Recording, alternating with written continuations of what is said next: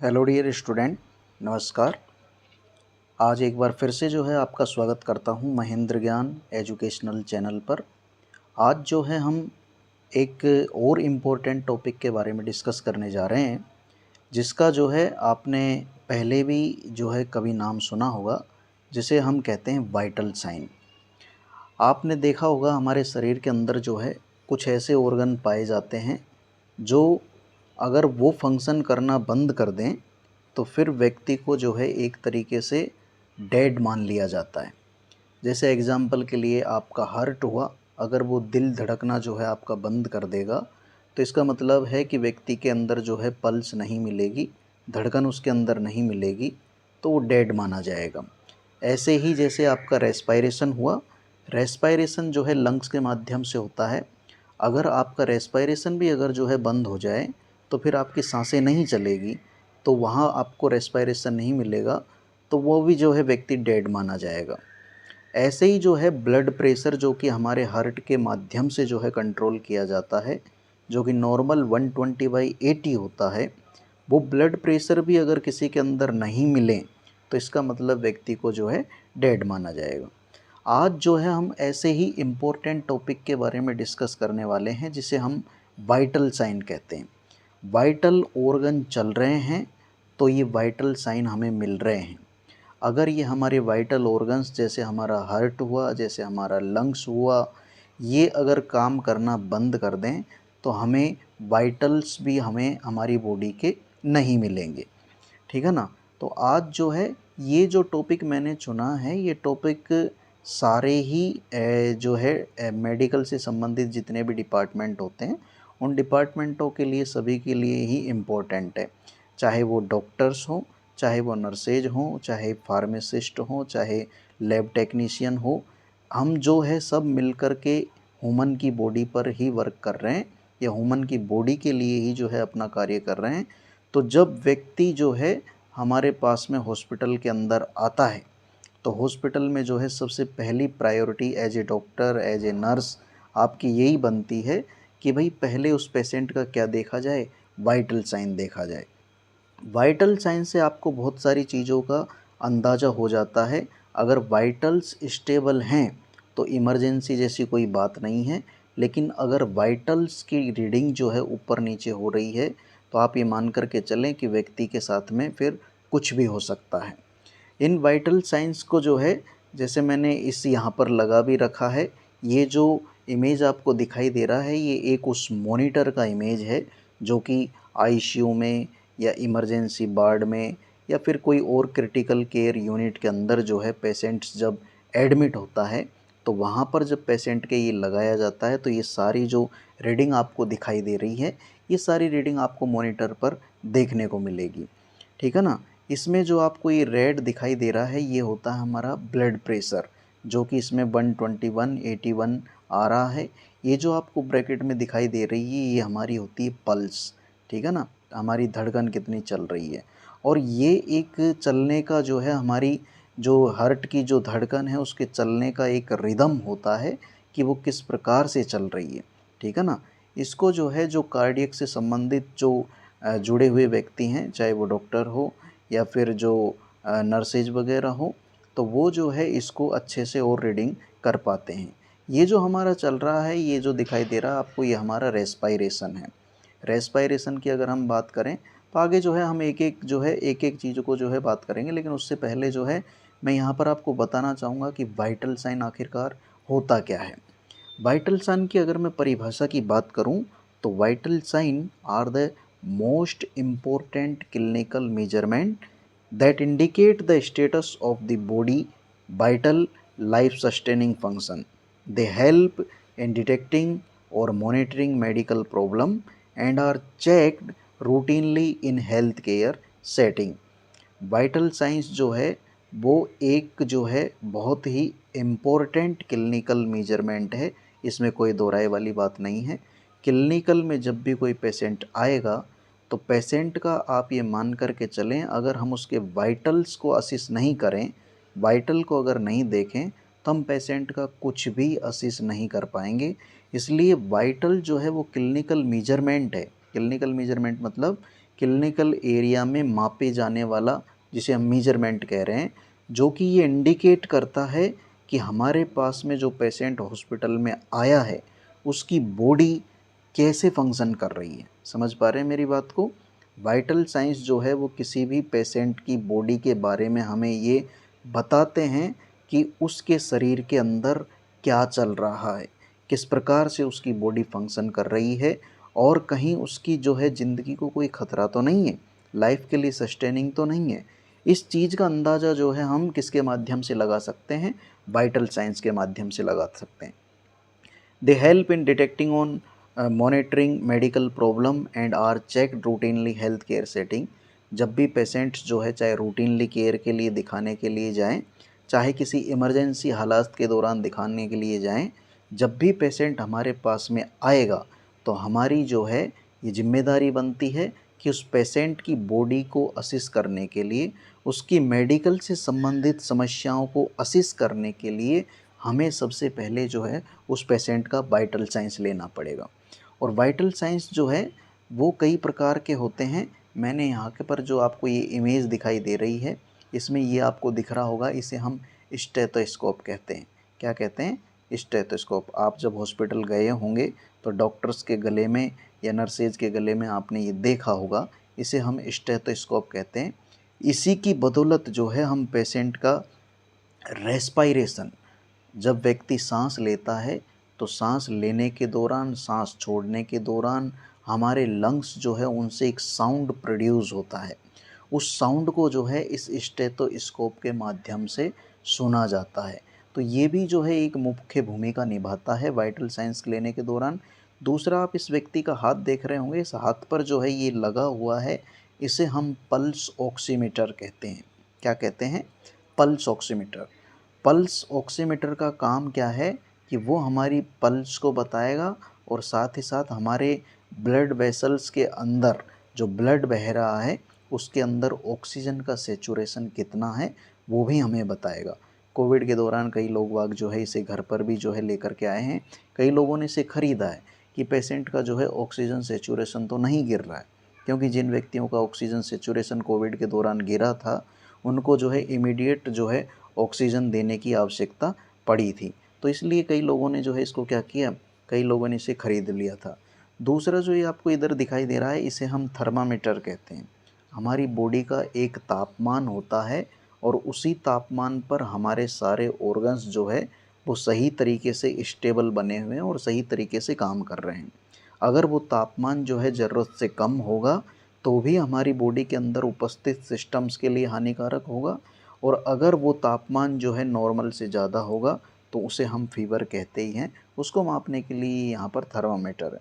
और ये जो आपको दिखाई दे रहा है ये डिजिटल जो है आपका बीपी इंस्ट्रूमेंट है, जिसके माध्यम से हम किसी भी व्यक्ति का बीपी मेजर करते हैं।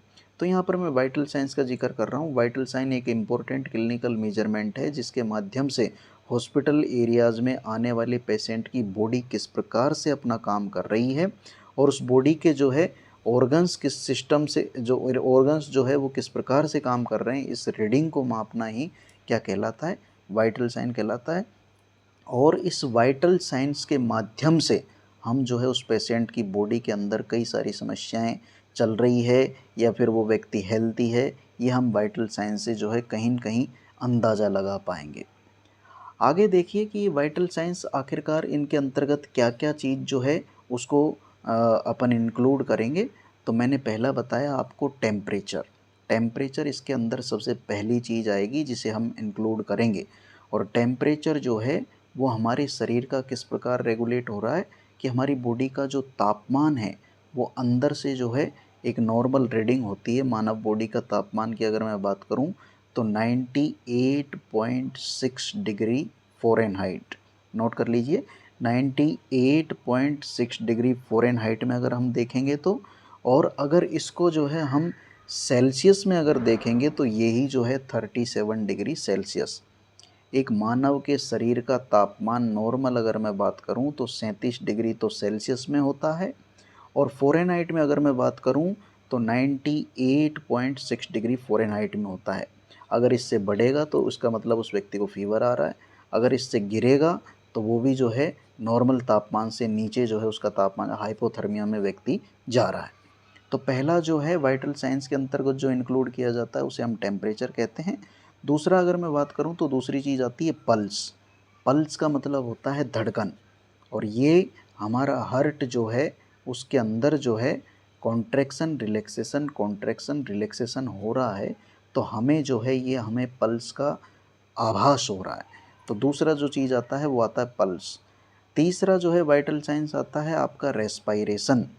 रेस्पायरेशन ऑलरेडी मैंने जो है इससे पहले वीडियो डाला था रेस्पायरेटरी सिस्टम पर, जिसमें हमने खूब अच्छे खासे से जिक्र किया है कि रेस्पायरेशंस जो है वो एक एक्टिविटी है, एक प्रक्रिया है जिसके दौरान हमारे लंग्स के अंदर ऑक्सीजन जा रही है, और जो है CO2 जो है वो एक्सपायरेशन के दौरान हमारे लंग्स से बाहर आ रही है। और चौथा जो आता है आपका वाइटल साइंस, उसे हम ब्लड प्रेशर कहते हैं। क्या कहते हैं? Blood pressure. और ये बहुत इम्पोर्टेंट है। आजकल के व्यक्तियों में आप देख रहे हैं, आजकल के लोगों में बीपी जो है या तो बढ़ा हुआ मिल रहा है, महिलाओं में जो है कई कमज़ोर हुई ऐसे हुई तो उनमें गिरा हुआ मिल रहा है। पर आजकल बीपी के पेशेंट बहुत ज़्यादा देखने को मिल रहे हैं। पुरुषों में अगर मैं बात करूं तो हाइपरटेंशन बहुत कॉमन प्रॉब्लम हो गया है। बहुत सारे लोगों को हाइपरटेंशन की समस्या हो रही है, क्योंकि आजकल हमारा देश आगे तो बढ़ रहा है, लेकिन जैसे हम आगे बढ़ना समझ रहे हैं ना, एक्चुअल में वो हो क्या रहा है कि व्यक्ति जो है उसके पास में पैसा खूब है लेकिन टाइम नहीं है, वक्त नहीं है, और उस पैसे को कमाने के चक्कर में दुनिया भर का स्ट्रेस अपने शरीर पर, अपने सिर पर लेकर के घूम रहा है, जिसकी वजह से जो है स्ट्रेस बढ़ने की वजह से उसका बीपी जो है हाई होता जा रहा है। अच्छा, हम फिजिकल एक्टिविटियों से भी दूर होते जा रहे हैं। मोबाइल वगैरह, कंप्यूटर वगैरह, लैपटॉप वगैरह पर बैठ करके आप जो है घंटों कंटिन्यू काम कर रहे हैं, जिसकी वजह से आपकी फ़िज़िकल एक्टिविटी रिड्यूस हो रही है, तो वो भी कहीं न कहीं बीपी जो है बढ़ने के पीछे रिस्पॉन्सिबल है। अगर मैं ब्लड प्रेशर की बात करूं, तो ब्लड प्रेशर जो है वो अगर बढ़ जाता है तो वो भी जो है एक समस्या हो जाती है। तो ये हमारा चौथा वाइटल साइन है। ये 4 हमारे इम्पोर्टेंट वाइटल साइंस है। ये तो आपको कभी भी जब भी आपके पेशेंट पास में आएगा तो ये सारी चीज़ें तो आपको चेक करनी ही है। पहला तापमान, दूसरा पल्स, तीसरा रेस्पायरेशन और चौथा ब्लड प्रेशर। लेकिन आजकल जो है एक ट्रेंड में चल रहा है कि भाई फिफ्थ वाइटल साइंस भी जो है आ गया है, जिसे हम कहते हैं पेन। तो पांचवा जो है हम वाइटल साइंस किसको मान रहे हैं? पेन को मान रहे हैं, है ना। दर्द जो है, मान लीजिए इमरजेंसी में आपके पास में पेशेंट आया है, उस पेशेंट को पेन कितना है, आप उसकी धड़कन नाप रहे हैं, आप रेस्पिरेशन नाप रहे हैं, आप कोई पल्स नाप रहे हैं, ब्लड प्रेशर नाप रहे हैं, लेकिन आप उसका ये भी मापिए कि उस पेशेंट को दर्द कितना है। आगे मैं आपको बताऊंगा दर्द कैसे मापा जाता है। और अगर पाँचवें के बाद में छठे की अगर मैं बात करूं, तो छठा जो है वाइटल साइंस के तौर पर आजकल एक और कंसिडर करने लग गए हैं अपन, जिसे अपन कहते हैं वेट। क्या कहते हैं? वेट। क्योंकि कहीं न कहीं शरीर के वजन से भी व्यक्ति की बीमारियों का पता लगाया जाता है, इसलिए व्यक्ति का वजन भी काउंट किया जाता है। आपने देखा होगा ओपीडी में जब पेशेंट आता है तो उसका वाइटल्स तो अपन ले ही रहे हैं, लेकिन साथ ही साथ उसका वेट मीजरमेंट भी किया जाता है। वेट मीजरमेंट करने के पीछे हमारा क्या उद्देश्य है? क्योंकि कई सारी जो है बीमारियों का ताल्लुक सीधा सीधा किससे जुड़ा हुआ है? वेट से, वज़न से जुड़ा हुआ है। ये जो आप डायग्राम इधर देख रहे हैं, इसमें वाइटल साइंस और उनकी नॉर्मल रेंज बताई गई है। जैसे आप ये दिल का डायग्राम देख रहे हैं, इधर लिखा हुआ है हार्ट रेट। हार्ट रेट, या जिसे हम पल्स कहते हैं, अगर एडल्ट व्यक्ति में मैं बात करूं तो 60 से लेकर के 100 तक, 60 to 100 is the normal quantity of the pulse. 60 से अगर 100 के बीच में चल रही है किसी व्यक्ति की पल्स, तो उसे हम एक तरीके से नॉर्मल मान सकते हैं। ये जो आपको निशान दिखाई दे रहा है, that is the our thermometer. Thermometer से क्या मापा जाता है? टेम्परेचर, तापमान मापा जाता है। तापमान की अगर हम बात करें तो नॉर्मल बॉडी का तापमान जो है 98.6 डिग्री फ़ारेनहाइट होता है, लेकिन अगर वो थोड़ा 99 पर जा रहा है या थोड़ा सा 97 पर आ रहा है तो वो भी एक नॉर्मल रीडिंग ही माना जाएगा। लेकिन अगर ज़रूरत से ज़्यादा बढ़ा हुआ आ रहा है तो फिर वो फीवर में काउंट हो जाएगा। 37 डिग्री से सेल्सियस में नॉर्मल मानते हैं। ये जो आप इमेज देख रहे हैं ये हमारे लंग्स की इमेज है, फेफड़ों की इमेज है, जिसे हम रेस्पिरेटरी रेट अगर मापेंगे किसी एडल्ट व्यक्ति की, तो वैसे जो है कई किताबों में 16 से 24 दे रखा है, कई में 16 to 22 दे रखा है। यहाँ पर जो है मैं आपको कह रहा हूँ कि 12 से लेकर के 20 तक एक अपन नॉर्मल एडल्ट के अंदर रेस्पिरेशन रेट मान सकते हैं। अब ये जो है मैं एडल्ट में बता रहा हूँ, अगर जो है छोटे बच्चे हुए तो उनकी उम्र के हिसाब से जो है उनके अंदर जो है क्या हो सकता है, रेस्पिरेशन रेट जो है वो बढ़ सकता है। जैसे छोटा सा बच्चा दुनिया में अभी आया ही है, नियोनेट है, तो उसकी अगर हम रेस्पिरेशन रेट देखेंगे तो वो 40 तक जाएगी, 40 तक आ सकती है। और अगर बड़ा होएगा तो धीरे धीरे जो है वो कम होती जाएगी। एक एडल्ट की बात कर रहे हैं अभी हम, तो एडल्ट में जो है 12 to 20 जो है नॉर्मल रेस्पिरेशन रेट होता है। ब्लड प्रेशर मैंने आपको बताया, ब्लड प्रेशर जो है उसे जो है दो भागों में अपन बांट रहे हैं, पहला सिस्टोलिक और दूसरा डायस्टोलिक। जब भी सिस्टोलिक का जिक्र आएगा तो सिस्टोलिक हमेशा 120, 110, 130 तक अगर है तो वो उसे अपन नॉर्मल मान सकते हैं, उसके बाद में वो प्री हाइपरटेंशन माना जाएगा। ऐसे ही डायस्टोलिक भी जो है वो 60 to 80 नॉर्मल माना जा सकता है। 80 is the exact value of the diastolic blood pressure. तो सिस्टोलिक और डायस्टोलिक दोनों अगर देखें तो 120/80 mmHg is the normal value of the blood pressure. Okay, and then next जो आपको ये डायग्राम दिखाई दे रहा है, ये ब्लड प्रेशर के बाद में ये आता है आपका pulse oximeter. Pulse oximeter is responsible for the check the blood saturation, blood oxygen saturation level, SpO2 जिसे हम बोलते हैं। हमारे ब्लड के अंदर पाई जाने वाली ऑक्सीजन का सेचुरेशन कितना है, इसे मापने के लिए पल्स ऑक्सीमीटर का सहारा लिया जाता है। और ये जो है नॉर्मल एक हेल्थी व्यक्ति के अंदर 95 to 100 होना चाहिए। अगर इससे नीचे गिर रहा है तो इसका मतलब है कि व्यक्ति के ब्लड के अंदर ऑक्सीजन की कमी हो रही है, वो हाइपोक्सिया के अंदर जा रहा है, और उस व्यक्ति का जो है आगे चल कर के ज़्यादा कम हुआ तो ऑक्सीजन पर लेने की आवश्यकता पड़ सकती है। आगे आता है कि ये जो आपके इसको जो है आप एक बार फिर से देख सकते हैं, जैसे टेम्परेचर जो आपको मैंने बताया ऑलरेडी कि टेम्परेचर का नॉर्मल रेंज तो आपका जो है, रेंज की अगर एग्जैक्ट वैल्यू की मैंने अभी आपको बताई 98.6 डिग्री फ़ारेनहाइट और 37 डिग्री सेल्सियस। लेकिन अगर हम रेंज की बात करें तो 36.5 डिग्री सेल्सियस से लेकर 37.5 डिग्री सेल्सियस तक अपन जो है उसे नॉर्मल तापमान मान सकते हैं। आपने देखा होगा कई व्यक्ति जो है हल्के से गर्म रहते हैं लेकिन उनको बुखार नहीं, कई व्यक्ति ज़रूरत से थोड़े ठंडे रहते हैं लेकिन इसका मतलब जो है उनको हाइपोथर्मिया नहीं है। वैसे ही जो है इसलिए नहीं है क्योंकि एक रेंज होती है, जैसे 97.7 डिग्री फ़ारेनहाइट से लेकर के 99.5 डिग्री फ़ारेनहाइट तक एक व्यक्ति का जो है नॉर्मल तापमान माना जा सकता है। Pulse already I have discuss about this, 60 to 100 beat per minute in adult is the normal pulse rate. ठीक है ना, ये जो है नॉर्मल पल्स रेट मानी जाएगी। वैसे ही आपका रेस्पिरेशन जो है वो 12 to 20 ब्रीथ पर मिनट जो है नॉर्मल माना जा सकता है। ब्लड प्रेशर आपका 120/80 mmHg सिस्टोलिक, डायस्टोलिक जो है नॉर्मल माना जा सकता है। सबसे पहले अपन टेम्परेचर की बात कर रहे हैं। टेम्परेचर जो है उसको लेने के लिए जब डॉक्टर नर्स जो है कभी किसी पेशेंट्स का वाइटल साइंस लेते हैं तो वो तापमान मापने के लिए जो है थर्मामीटर का इस्तेमाल करते हैं। आपको ये डिफरेंट प्रकार के थर्मामीटर नज़र आ रहे होंगे, ये कॉमनली रूप से इस्तेमाल किए जाते हैं। हालांकि और भी कई प्रकार के थर्मामीटर्स आजकल चलने लग गए हैं, लेकिन जो आज से मैं अगर 5 साल पहले 10 साल पहले बात करूं तो ये वाला थर्मामीटर जिसे हम मरकरी थर्मामीटर कहते थे, इसका इस्तेमाल ज़्यादा किया जाता था और ये पहले बहुत ज़्यादा चलता था। इसे जो है इस्तेमाल ज़्यादा किया जाता था। इसके अंदर मरकरी का एक लेवल होता है और इसको जो है ये बल्ब होता है, इस बल्ब को जो है लगा दिया जाता है एक्जिला में या ओरल में पेशेंट के में, और वहाँ से जो है ये फिर लगाने के बाद में जो है उस व्यक्ति के तापमान के अनुसार इसमें जो है मरकरी का लेवल आगे पीछे ऊपर नीचे जो है होता है और उसके माध्यम से फिर अपन रीडिंग जो है कैलकुलेट करते हैं। लेकिन आजकल जो है ये बंद हो गए हैं और इसका दौर आ गया है जिसे हम कहते हैं डिजिटल थर्मामीटर। इसके अंदर एक सुविधा है कि ये जो है तापमान लेने के बाद में जो है इसके अंदर जो है 1 मिनट के अंदर जो है बीप की आवाज़ आ जाती है, जिससे हमें पता लग जाता है कि भाई तापमान ले लिया गया है। और ये जो है तापमान जो है उसकी एग्जैक्ट वैल्यू भी बताता है। इस वाले में जो है स्केल था, उस स्केल पे पढ़ने में आपको थोड़ी बहुत गड़बड़ हो सकती है। लेकिन ये एग्जैक्ट तापमान बता देता है और जल्दी भी बता देता है, इसलिए आजकल इस डिजिटल थर्मामीटर को ज़्यादा इस्तेमाल किया जा रहा है।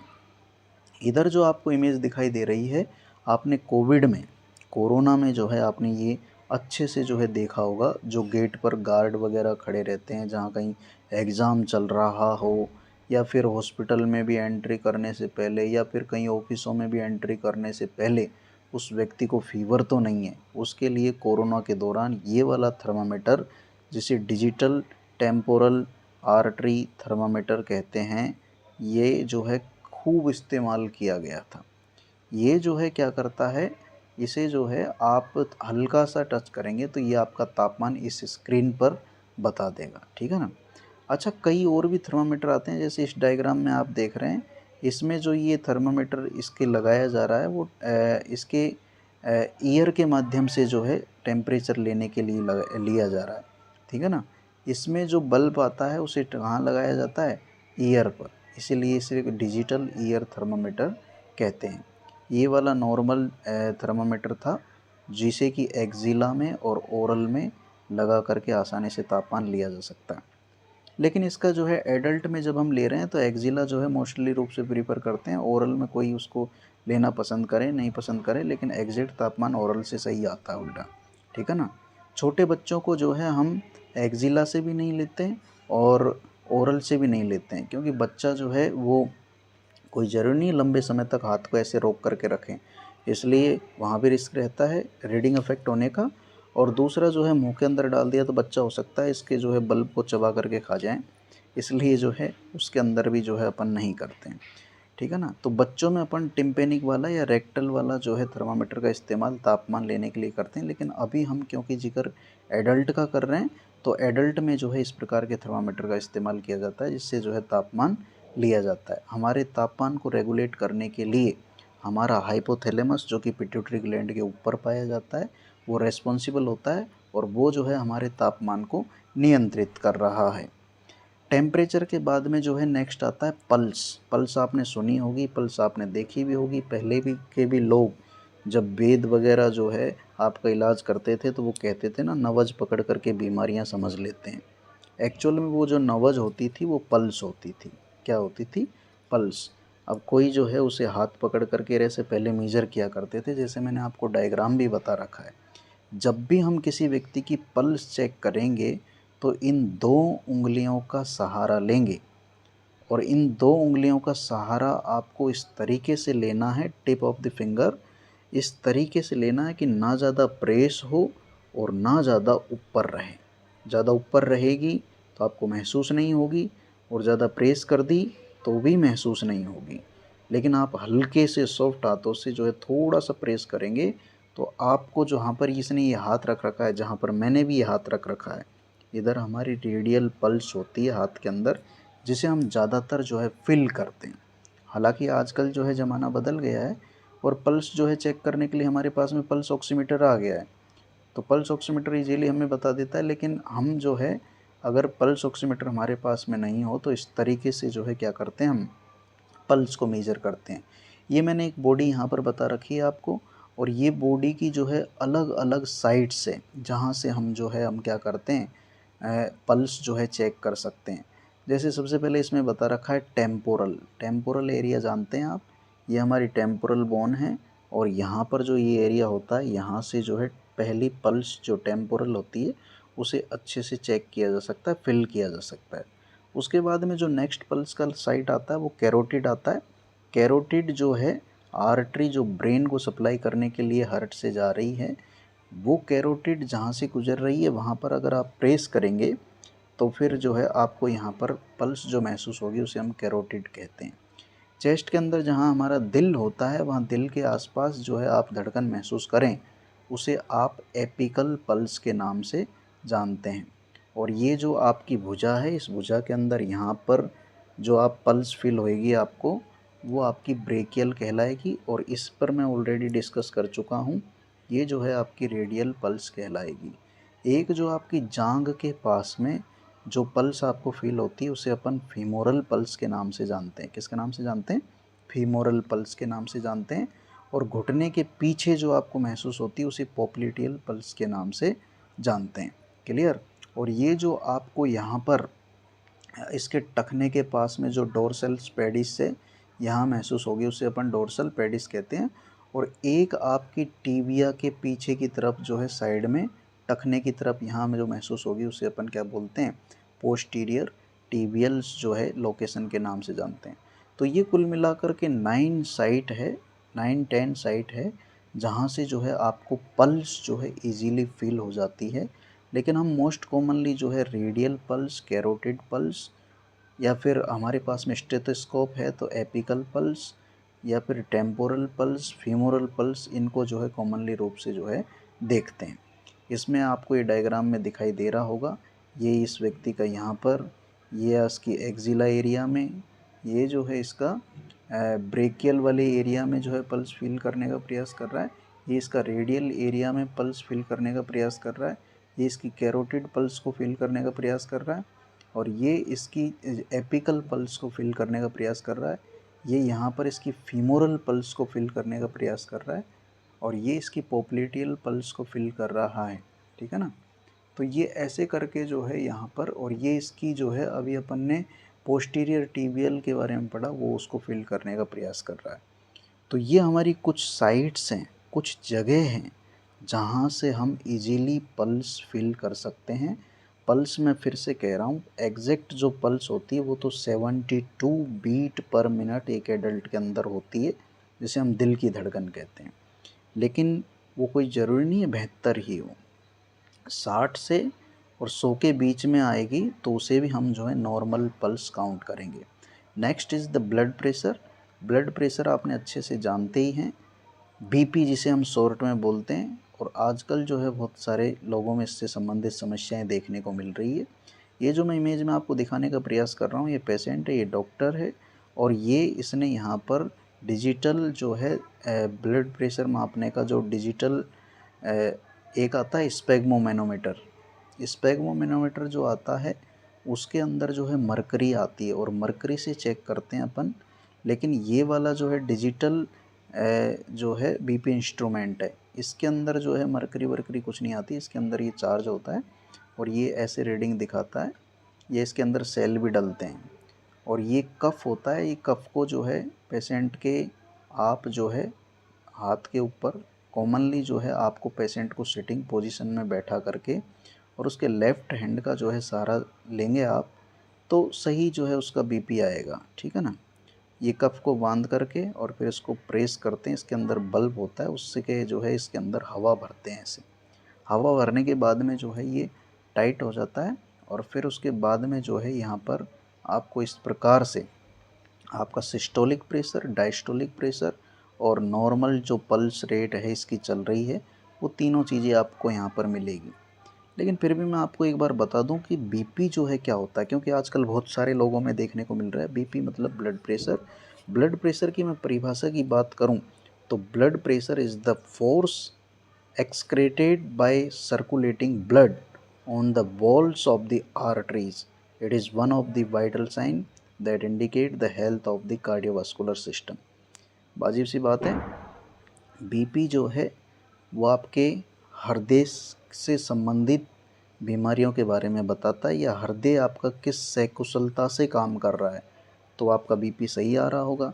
अगर आपका बीपी ज़्यादा, बीपी कम आ रहा है, तो इसका मतलब ये है कि आपके हार्ट से संबंधित कोई न कोई बीमारी हो सकती है। ठीक है ना। अब ये बीपी होता क्या है, ब्लड प्रेशर होता क्या है, तो जब हमारा दिल का लेफ़्ट वेंट्रिकल धड़कता है, कॉन्ट्रैक्ट होता है, उस कॉन्ट्रैक्ट के दौरान हमारी ब्लड आर्टरीज जो कि हार्ट से ब्लड लेकर के आ रही है, उन आर्टरीज की दीवारों पर लगने वाले प्रेशर को अपन सिस्टोलिक प्रेशर कहते हैं, और उसकी जो एग्जैक्ट वैल्यू होती है वो 120 होती है। वही जब आपका लेफ़्ट वेंट्रिकल रिलैक्स होता है, उस दौरान वो ब्लड जो है रिलैक्स होकर के और जो दीवारों पर प्रेशर लगाता है उसे अपन डायस्टोलिक प्रेशर कहते हैं, जिसकी वैल्यू होती है 80 mmHg। तो इस प्रकार से सिस्टोलिक और डायस्टोलिक दो प्रेशर आते हैं जिनको अपन ब्लड प्रेशर के नाम से जानते हैं, और इसकी जो एग्जैक्ट जो वैल्यू होती है 120/80 mmHg जो है वो नॉर्मल बीपी माना जाता है। अगर 130/90 आ रहा है तो ये आपको प्री हाइपरटेंशन हो सकता है। और अगर उसके बाद में 140 या 140 से ऊपर आ रहा है तो वो हाइपरटेंशन है। ऐसे ही जो है इसको उल्टा कर लीजिए आप, धीरे धीरे कम करते लाइए। 110/70 आ रहा है तो वो आपको जो है प्री हाइपोटेंशन की तरफ जा रहा है, लेकिन फिर 100 से नीचे और 100/100/50 इतना आ रहा है तो वो हाइपोटेंशन की तरफ, बीपी कम होने की तरफ व्यक्ति जा रहा है। नेक्स्ट जो आपका वाइटल साइन आता है वो रेस्पायरेशन आता है। रेस्पायरेशन अलग अलग व्यक्तियों में अलग अलग होता है, मैंने इस पर पहले जिक्र किया था, लेकिन अभी हम जो है एक एडल्ट की बात कर रहे हैं। तो एडल्ट में अगर मैं कहूँ तो 16 से 20 जो है, या 16 से 22 या 16 से 24, अलग अलग किताबों में अलग अलग देखने को मिलेगा, लेकिन 16 से 22 ब्रीथ पर मिनट एक एडल्ट के अंदर जो है वो ये नॉर्मल होता है। ऐसे ही जो है एडोलसेंट एज में जो है ये 16 से 20 ब्रीथ पर मिनट माना जाता है। चाइल्ड जो बच्चे स्कूल गोइंग चिल्ड्रन टाइप जो बच्चे हैं, स्कूल जा रहे हैं, उनके अंदर 20 से 30 ब्रीथ पर मिनट होता है। टोडलर जो भी स्कूल नहीं जाना स्टार्ट किए हैं, अभी थोड़े से छोटे हैं, 3-4 साल के बच्चों में 26 से 32 ब्रीथ पर मिनट होता है। 1 साल से छोटा बच्चा जिसे अपन इन्फेंट कहते हैं, इन्फेंट के अंदर जो है 30 to 60 breath per minute normal मानी जाती है, हो सकती है इतनी। और एक जो छोटा सा बच्चा जो अभी दुनिया के अंदर आया ही है, जिसे हम न्यूबॉर्न कहते हैं, उसके अंदर जो है 30 to 40 ब्रीथ पर मिनट उसका रेस्पायरेशन हो सकता है। ये मैंने आपको यहाँ 2 इमेज दिखाई है। ये व्यक्ति, ये पेशेंट जो है, ये महिला, इसका जो है ये डॉक्टर या मेडिकल स्टाफ जो है इसकी रेस्पायरेशंस को सुनने का प्रयास कर रहा है स्टेथोस्कोप के माध्यम से। अच्छा, रेस्पायरेशन जब हम किसी व्यक्ति का जो है जब उसकी रीडिंग नोट करने का प्रयास करेंगे तो अपन को ये ध्यान रखना चाहिए कि उस व्यक्ति को जो है उसका रेस्पायरेशन जो है वो अफेक्ट नहीं होना चाहिए। अगर अफेक्ट हुआ तो रीडिंग जो है एग्जैक्ट नहीं आएगी। अच्छा, एक रेस्पायरेशन कब काउंट करेंगे आप?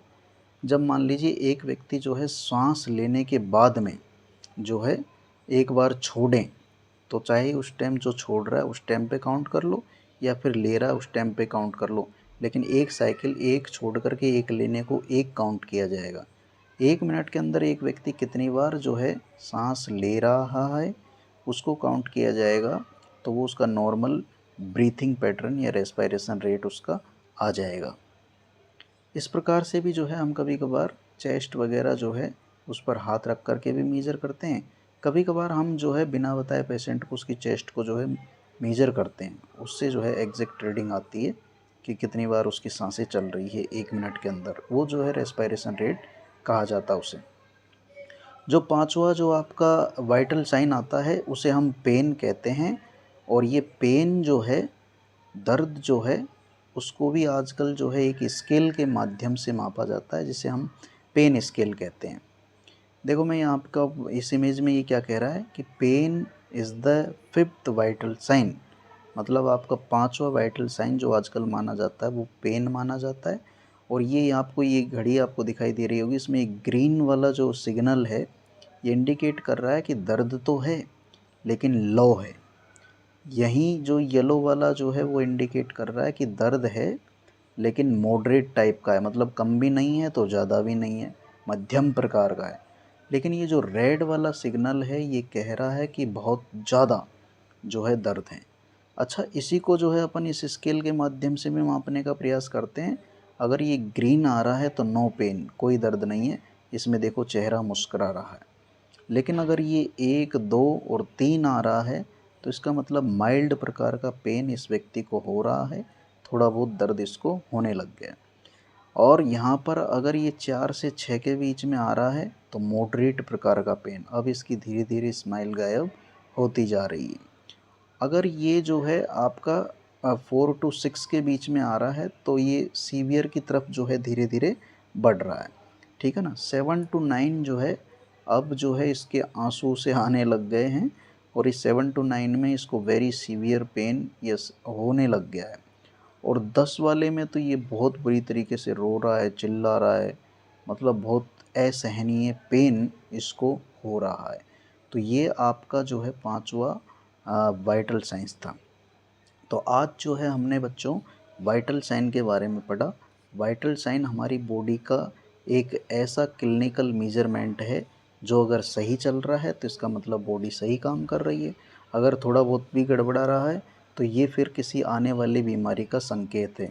आज वाइटल साइन के दौरान हमने सबसे पहला टेम्परेचर पढ़ा, उसके बाद में हमने पल्स पढ़ा, रेस्पायरेशन पढ़ा, ब्लड प्रेशर पढ़ा, ऑक्सीजन सेचुरेशन पढ़ा, पेन पढ़ा, और जो आजकल छठा वाइटल साइन जिसे हम कहते हैं व्यक्ति का जो है हम वेट वगैरह भी माप सकते हैं।